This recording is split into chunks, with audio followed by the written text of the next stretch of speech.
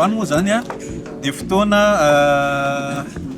nandraisana andro fanomezana sy fanohanana avy amin'ny gouvernemanta japonais ho an'ny tontolon'ny famokarana malagasy dia fanomezana zezika izany.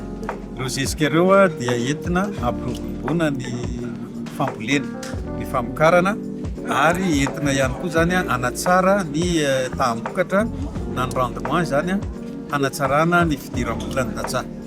Ny zava-dehibe amin'ny ity fotoana androany ity zany dia nahitana ny tokotelo mamasana andro dia ny fanjakana, ny mpiara-miombonantoka ary ny sehatra tsy miankina malagasy.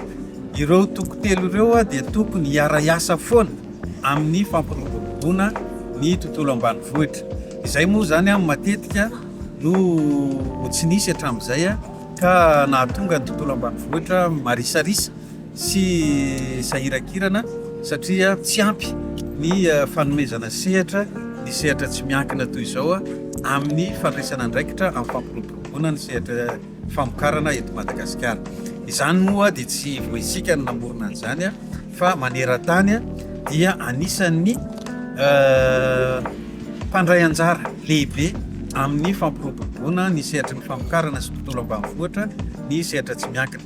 Ka ankehitriny zany ny fitondram-panjakana ny fanavaozana ny Repoblika Madagasikara izay tarihana Andriamatoa Colonel Mikaël Randrianirina dia manome sehatra malalaka ny secteur privé na sehatra tsy miankina mba hitondra ny traikefan'izy ireo, hitondra ny fahaiza-manaon'izy ireo ihany koa amin'ny fanohanana ny tantsaha malagasy sy ny fampiroboroboana ny toe-karena eny ambanivohitra.